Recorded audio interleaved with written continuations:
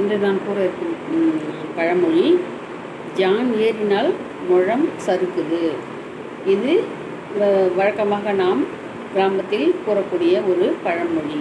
இதன் பொருள் என்னவென்றால், ஜான் என்பது நம்முடைய சுண்டு விரல் நுனிக்கும் கட்டை விரல் நுனிக்கும் இடையில் உள்ள தூரமாகும். ஜான் என்பது அந்த அளவு நம்முடைய வளர்ச்சி, நம்முடைய நிலையிலிருந்து நம்முடைய முன்னேற்றம் இருப்பது என்று நாம் நினைத்து கொண்டால், அதன் பிறகு நம்முடைய இரக்கம் என்பது முழம் அளவுக்கு இருக்கின்றது. முழம் என்பது நடுவிரலினுடைய நுனியிலிருந்து நம்முடைய முழங்கையின் இந்த கடைசி பகுதியில் இது வரைக்கும் இருக்கிறது. அப்போ ஏற்றம் என்பது குறைவாக இருக்கின்றது, இரக்கம் என்பது அதிகமாக இருக்கின்றது. ஏற்றத்தை விட இரக்கம் 2 மடங்கு அதிகமாக இருக்கின்றது.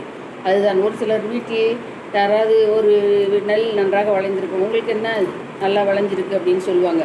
நல்லா விளைஞ்சிருக்கு, நல்ல லாபம் வந்திருக்கு அப்படின்னு நீங்கள் நினச்சிட்டு இருக்கிற காலத்தில், திடீர்னு அந்த வீட்டில் யாராக்கோ ஒருத்தவங்க ஆக்சிடெண்ட் ஆகி எல்லா செலவு நெல் வந்த காசை விட அதிகமாக ஒரு 10-15 லட்சம் செலவு வந்துடும்.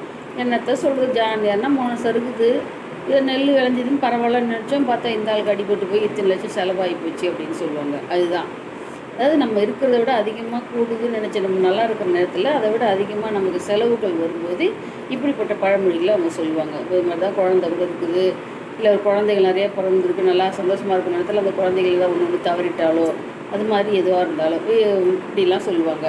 இல்லை ஒரு பொண்ணு வேலைக்கு போயிருக்குது, வேலைக்கு போய் நல்லா சம்பாதிக்குது, பரவாயில்ல வேலைக்கு போயிடுச்சு அப்படின்னு நம்ம நினைக்கிற காலத்தில் அதில் ஏதாவது பிரச்சனை வந்து அந்த பொண்ணு வேலையை விட்டு வந்துச்சுன்னா என்ன பண்ண முடியும்? ஒன்றும் சொல்ல, ஐயோ வேலைக்கு போச்சுன்னு நினச்சோம், ஃபஸ்ட்டு அந்த வேலையும் போச்சு, இப்போ ஒன்றுமே இல்லாத நிற்கிறமே அப்படின்ற மாதிரி ஆகிடுவாங்க. அதனால் நம்ம வீட்டில் ஏற்படுகின்ற வளர்ச்சியை விட நமக்கு ஏற்படக்கூடிய தாக்கம், குறைவு, துன்பம், பிரச்சனை, அதனால் வரக்கூடிய விளைவுகள் இவையெல்லாம் அதிகமாக இருக்கின்ற பொழுது இப்படித்தான் கூறுவார்கள்.